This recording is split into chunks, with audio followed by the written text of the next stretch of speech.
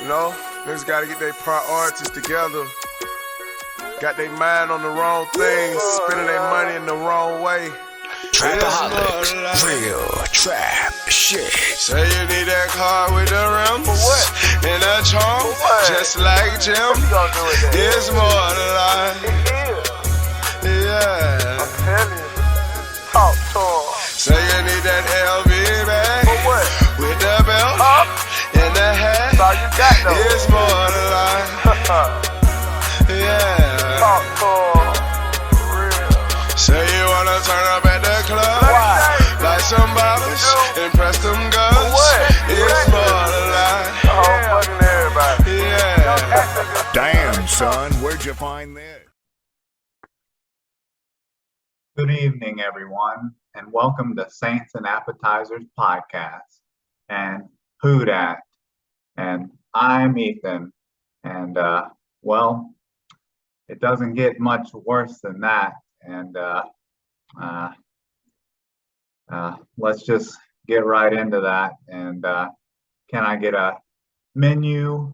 And I'm sure a lot of people just want to roast Jameis Winston and want to really talk about him as the main reason why the Saints lost on Sunday. But I want to really highlight a different player, indeed, some different players and different reasons, I guess. So can I get a menu? And I'm going to get into some different subjects, I guess, before I get to Jameis first, I guess, because there's definitely a lot of other reasons they lost besides injured Jameis. And I'm not gonna lie, I've taken at least one step off of the Jameis bandwagon. That's for sure. I'm not someone that's gonna die on the Jameis bandwagon. I'm not gonna die on that hill. That's for sure. I'm not blind to any of that. I definitely see that at least if it's not just Jameis in general, to his play, or to at least that he's not healthy enough to put up a good performance. I definitely am not gonna die on that hill. But first, the real reason that this game went downhill fast. You can't just be a Jameis Winston hater and not realize the reason that this game went down the toilet as quick as it did was the Alvin Kamara fumble that got returned for 6 on the second offensive drive that the Saints had. Like, the game was pretty much over after that happened. Like, okay, what was that? The second drive they had, was that even the first carry on that drive or the second carry on that drive? Fumbled, gets returned for a touchdown. The game was pretty much over after that. You pretty much could have called the game. It was done for after that. And then on the second or third drive, I think, second, third, fourth, fifth drive or something like that, the Saints are finally moving the ball again. And I've heard this a lot about people are like, oh, the Saints should be using Alvin Kamara more as a scat back. They need to be throwing it to Alvin Kamara more. And this was the first drive that the Saints are finally actually moving the ball again. And what does Jameis do? It was 2nd and 3. He throws the ball to Alvin Kamara. And what does Alvin Kamara do? He drops the freaking ball. He drops it.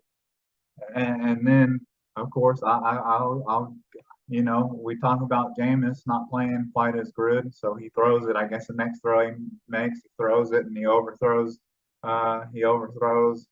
Jarvis Landry. But hey, he threw it to Alvin Kamara, and he straight up dropped it, and that would have been a first down, and it probably would have been a go ahead score there. It would have been 1st and goal at like the 5-yard line or something like that. But he straight up dropped it. So there's two situations there where Alvin Kamara really set the Saints back early on in the game.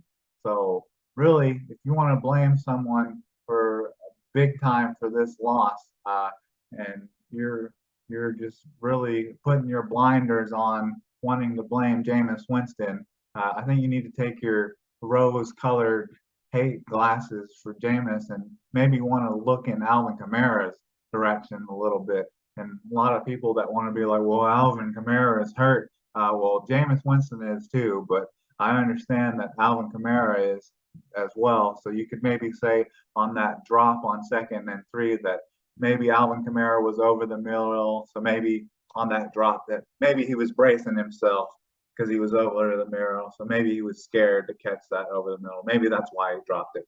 But definitely that fumble that led to 7 points in return. The game and the momentum of the game was completely sucked out of the Saints after that, and definitely that drop was a big deal. So then this is one as well. Let me talk a little bit about Jameis as well, and this is not necessarily his play on the field, but it's how he was acting on the sideline. And it's just it was one of his after like one of his drives.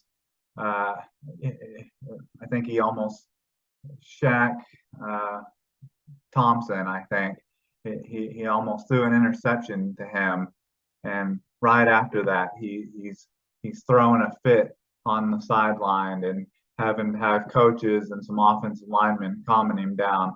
Like I'm trying to back Jameis Winston and stuff like that, but I'm sorry, you haven't earned enough respect and stuff in this league like Tom Brady that you can be acting like that yet, you know. And I understand why he acts like that is because I think he realizes that this is probably his last chance at being a starting quarterback in this league, and that if he doesn't do well with this opportunity, that his career is probably going to be over with as a starting quarterback, that maybe his only chance will probably be as a backup. But like he can't be acting like that. And I think he probably knows like all the bad talk that he gets for making interceptions, making bad throws, that he can't handle it. But acting like that on the sideline, he doesn't get a pass like Tom Brady. So I think he needs to avoid acting like that because it's just not a good look for Jameis Winston. And I'm like I said, I still have at least 1 foot.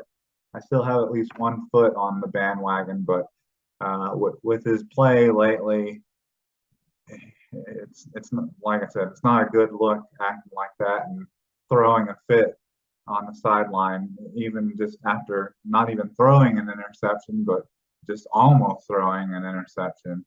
So then let's move on to the thing that also killed us, and this was more of Jameis, and this was the 2 missed field goals, and this had something to do with Jameis, and this came from the previous Alvin Kamara drop field goal or dropped pass on 3rd and 3, and then the missed pass on it was 2nd and 3 was the drop by Alvin Kamara, and then the 3rd and 3 was the missed pass to Jarvis Landry, and then the field goal. Can't really say it was Will Lutz's fault altogether because it was blocked.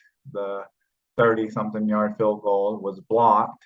But then on the drive, one of the drives after that, this was a drive that was really, you got to put some blame on Jameis there because Jameis shouldn't have even led to a field goal because Jameis had Alvin Kamara like wide open on a wheel route and missed him on that. Should have been a touchdown on a wheel route that Alvin Kamara was wide open if Alvin Kamara would have actually caught it.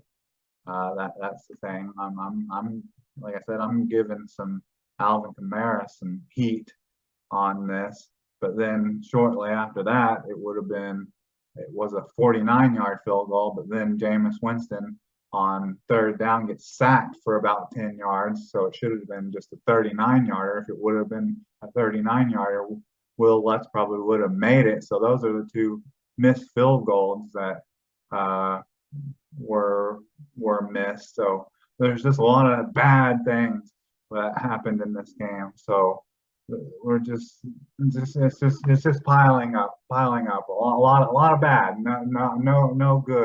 No good yet. We haven't come to anything good yet. So that's just what we're talking about. So then as things are starting to finally heat up here,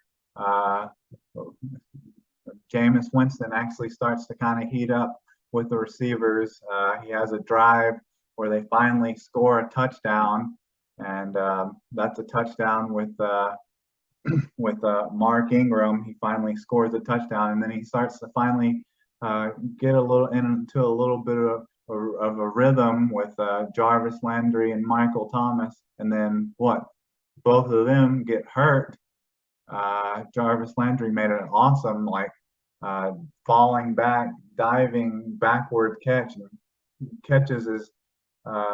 gets his foot caught in the turf and looked like he hurt his ankle. And then I don't really recall seeing how Michael Thomas got hurt, but I guess from what I heard, I guess it was a toe injury. But I guess earlier on Monday, Adam Schefter is saying that supposedly they're not that serious. I guess they're supposed to have some kind of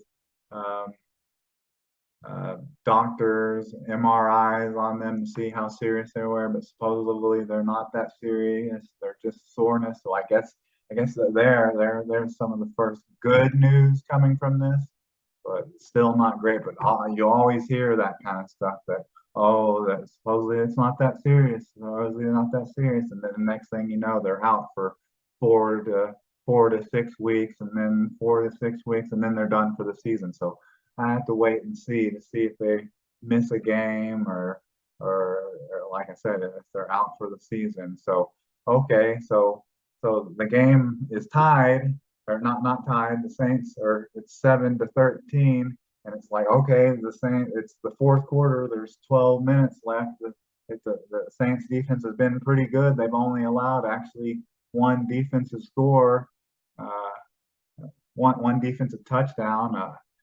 All the Saints need to do is get like a 3 and out and get right back in this, and then they completely crap the bed and allow a huge touchdown, big one score touchdown, and PJ Williams just completely whiffs on a huge score tackle by Laviscus Chenault, and Tyrann Mathieu is right there with him, and Laviscus Chenault just waltzes in the end zone, and before you know it, the game is just pretty much out of hand after that. And this game is just everything that could go wrong in this game pretty much goes wrong. Just nothing went right. Like I said, from pretty much the onset from this game, from Alvin Kamara fumbling and the drop on 2nd and 3, and then just like you thought the defense was playing well, and then right when the offense looks like it's kind of getting going, your top 2 receivers get hurt, and then you think your defense can maybe get the ball back and the offense is kind of getting going, but no, then they choke, man. And I didn't mention this, but I want to put I put onus on the coaching staff last week when it came to like the turnovers. I'm putting that on them again. There's something about the turnovers. Alvin Kamara fumbling, and then there was a lot of penalties in this game as well. Lots of penalties, like Dennis Allen, the coaching staff in general. They got to clean that up. There's something that was not an issue. Penalties and turnovers, that was not an issue when Sean Payton was the head coach. Like they're feeling kind of Raiderish.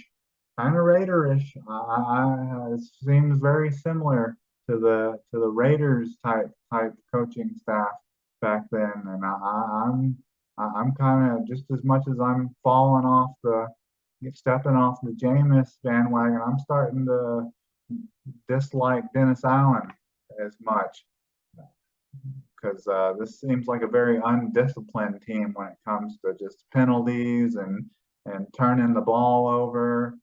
Uh, it's just not a good look. So, and then just the only positive really from this game is Chris Olave. He looked great. Had nine catches for 147 yards. He had the one big 49-yard reception, which led to their only touchdown drive. Like he looked amazing. He finally looked like he's kind of really got he's probably has the best like real like relationship and connection with Jameis Winston. But other than that, this game is just I had a hard time rewatching it, and then it's just the Jameis Winston, the two Jameis Winston interceptions. Those they weren't as bad as the ones from the Buccaneers game because one was just tipped up. Was one that was tipped up by J.C. Horn and picked off by a defensive lineman, and then the other one was just the one at the end of the game, which honestly, the one at the end of the game, I think, was actually worse than the one that was tipped up and intercepted by a defensive lineman because I think with what was it, with like 20 something seconds left, I think he could have illustrated something a little bit better than that to maybe try to get them to midfield and try maybe a Hail Mary, but he just forced it into like triple coverage and just got intercepted right away to end the game. But still, I can't blame him too much with that interception. But at least up until that point, he didn't turn the ball over. But those are just kind of with just how the whole game played up until that point and what led them to getting the ball at like the 2-yard line just kind of was like a culmination of how everything worked out when they punted the ball from midfield when they got the stop on 4th down. Of course, the ball landed right there at the 2-yard line when they punted it away. Of course, the ball stopped right there, and of course they got the ball at the 2-yard line instead of like the 15 and the 10. Just nothing went right for them during that game. So the only hope is that things can go better for them when they play Minnesota, and that's really the only hope they have because nothing went right for them in this game against Carolina. But other than that, I think that's all I have for you. And with that, can I get a check, please?